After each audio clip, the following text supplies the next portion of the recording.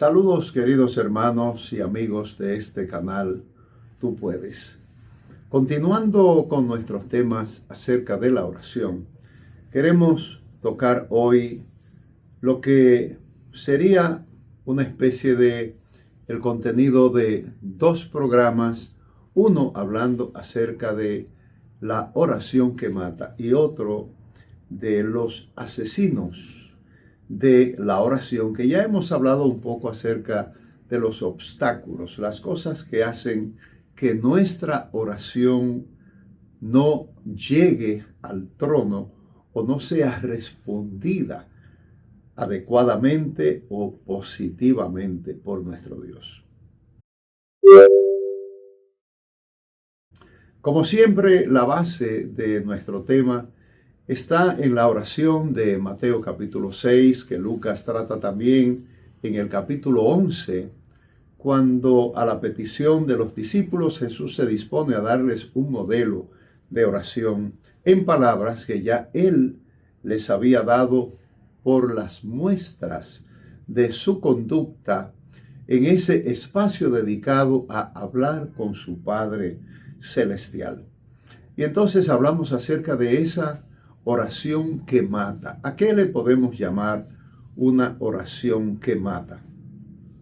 Bueno, pues matar en el sentido espiritual aquello que resulta fallido o que resulta totalmente contrario al objetivo de la oración. Cuando Jesús indica cuál sería el contenido de la oración, comienza con unos primeros temas que tienen relación directamente con el Padre. Los deseos del Padre, nuestra relación con el Padre, nuestro reconocimiento de la paternidad de Dios sobre nosotros y nuestra condición de hijos. Esto es fundamental. ¿Por qué? Bueno, simplemente porque al desarrollar el tema de nuestra intimidad con Dios, entonces validamos el hecho de que la oración es una interacción entre papá e hijo.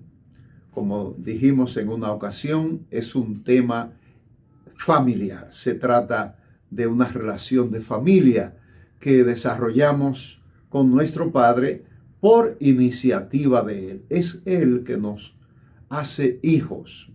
Recordamos ahí a Juan capítulo 1, ¿verdad?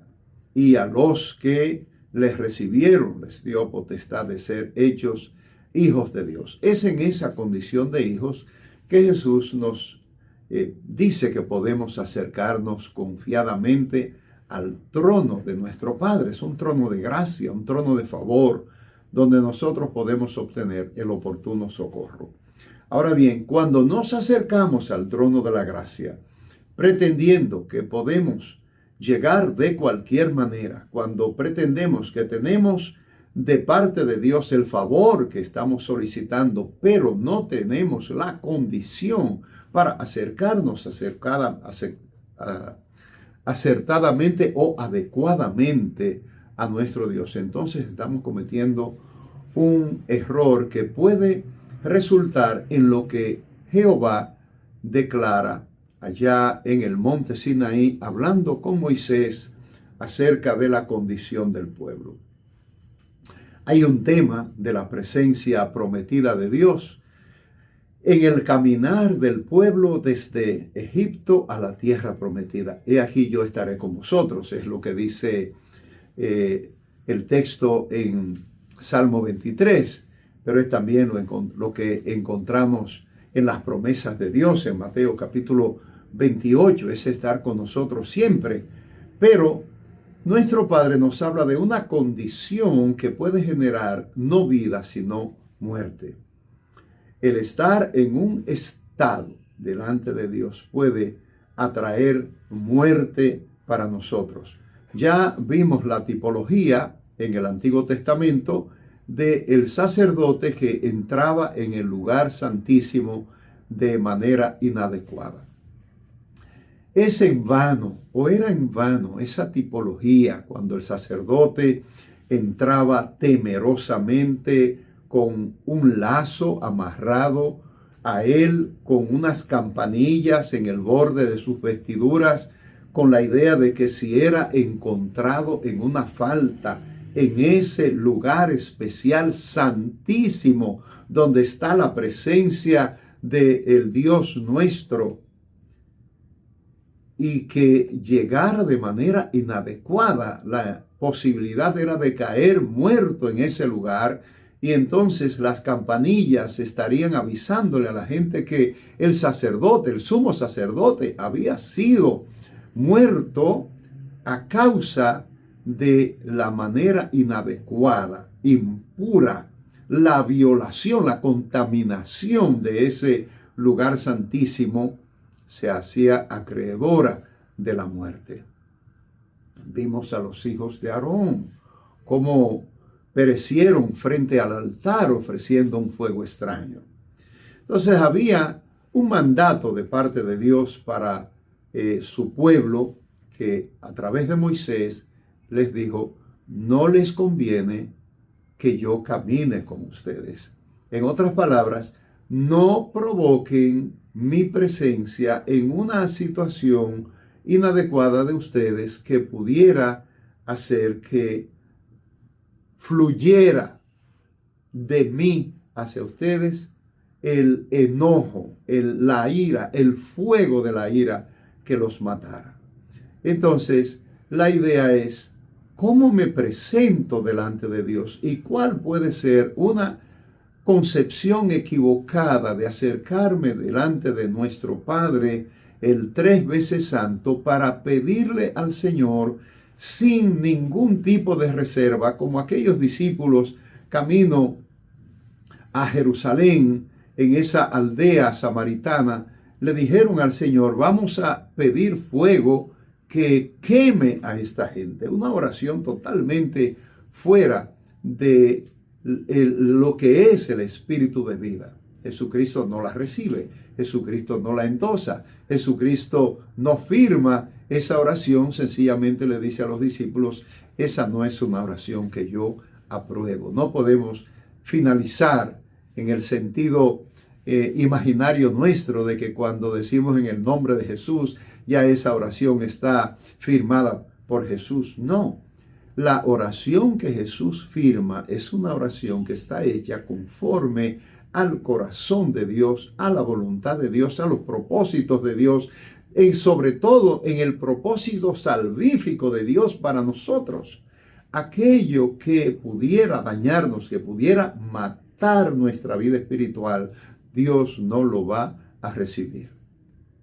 Entonces, ¿cuáles oraciones son esas que matan? Son esas que provocan la espalda de Dios, que provocan el oído cerrado de Dios.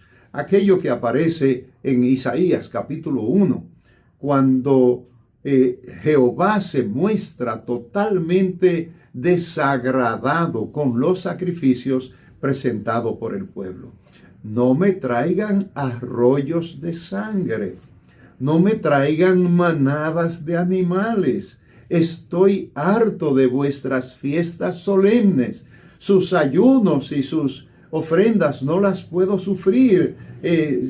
Quiten eso de delante de mí. Dios no se goza, dice que no acepta el latrocinio como holocausto, esa ofrenda robada, eso que no te pertenece, eso que te es ajeno, una piedad mentirosa, un corazón verdaderamente no arrepentido, no quebrantado, un corazón que pretende que realmente por su suficiencia, simplemente porque Dios tiene que atender mis condiciones, mis términos.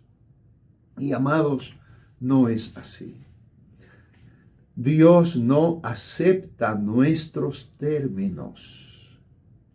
Los términos de Dios tienen que ser aceptados por nosotros. Y los términos de Dios tienen que ver con la presencia de Cristo en nosotros, con la intervención del Espíritu Santo en la oración que fluye de nosotros. Es una oración que conviene con el plan de Dios en nuestras vidas, Cuando oramos, cuando hacemos algo en el mundo espiritual, hemos de pensar que el origen y el final de todo lo que hacemos está en Dios a través de Jesucristo. Nosotros no satisfacemos la voluntad de Dios, no la satisfacemos. La voluntad de Dios está satisfecha y ya fue satisfecha por la persona de Jesucristo, por el sacrificio de Cristo. Y lo que nos piden a nosotros es entrar en ese río, en ese canal, en ese camino, en esos parámetros que Cristo estableció para nosotros a través de una vida sometida al Padre. Y dice el texto en los Hebreos, por cuanto aprendió la obediencia. Y si Cristo aprendió la obediencia, ¿quiénes somos nosotros para pretender que vamos a ser aceptos de manera rebelde? Cuando nosotros contrariamos la Escritura, ¿cómo vamos nosotros a ser aceptos? ¿Cómo nuestra oración va a ser acepta? Al contrario, esa oración nos va a matar. ¿Qué fue lo que le dijo el Señor allí en la zarza ardiente a Moisés? Que lo invita, viendo que Moisés había respondido de manera adecuada al llamado interno de Dios. Nadie se puede acercar a Dios por su propia cuenta. Dios introduce en nosotros esa sugerencia, esa invitación, ese elemento de seducción que Dios trae para con nosotros y que algunos aceptamos y otros rechazamos. Pero al fin y al cabo, me gusta decir con la palabra que es una invitación para todos. Pero con todo y eso, el Señor no le sufrió a Moisés el hecho de que quisiera entrar de la manera que él quería. No como él quería, sino simplemente sin tener en cuenta su condición aterrizada, con sus zapatos puestos, con los pies contaminados del polvo de la tierra. Lo que significa cuando nosotros llegamos allí con toda esa carga de nuestro día a día que representa una completa cobertura de cosas terrenales pecaminosas que Dios rechaza. ¿Y qué tenemos para nosotros? El lavacro. En ese camino hacia el lugar santísimo, nosotros sabemos que lo primero que está es el altar de sacrificio, luego está el lavacro. ¿Para qué? Bueno, ese lavacro que tenía un fondo pulido donde el sacerdote se veía su rostro, era un espejo. Es la idea de que nos veamos el rostro, de que nos escudriñemos. Dice el salmista, si yo no me hubiese mirado a mi corazón y hubiese dado a entender que sé lo que hay en mi corazón, Dios no me hubiese atendido. ¿Y cómo pretendemos nosotros meternos ahí como las vacas por el corral, sin atender nosotros a nuestra condición, sin nosotros poder mirarnos ahí primero y decirle al Señor, como dijo el profeta Isaías, mis labios son inmundos? Pasa carbón encendido por mis labios de tal manera que salga algo de aquí que no sea ofensivo a tu trono. El Señor detuvo a Moisés. ¿A favor de quién? A favor de Moisés. Porque lo contaminante, esa ofrenda dañada que presentamos, se manifiesta en contra nuestra. No ofende a Dios en el sentido de que nosotros no tenemos la capacidad de ofender a Dios. Nosotros somos gusanos que no le hacemos nada al trono de Dios. El trono de Dios pudo haber sido ofendido por el Hijo, pero el Hijo satisfizo las demandas del Padre. Y entonces el cielo aceptó su sacrificio en beneficio de nuestras vidas, en beneficio de nuestras almas caídas. De tal manera que al presentarnos delante de Dios tenemos que hacer memoria de que Él al altivo lo mira de lejos, al orgulloso Él lo mira de lejos. ¿A quién ve y recibe el Señor? ¿A quién atiende?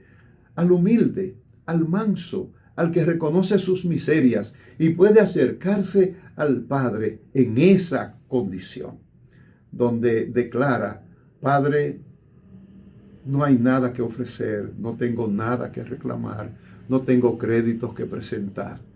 Ayúdame tú, mírame tú con tu generosidad y compasión, perdóname y lava mis pecados y atiende las peticiones que hacemos conforme a tu voluntad y a la honra y a la gloria que debemos a Jesucristo. Aquí lo único que podemos decir es que esa es la enseñanza y que con la ayuda del Espíritu Santo todos podemos satisfacer ese anhelo de nuestro Padre. Tú puedes.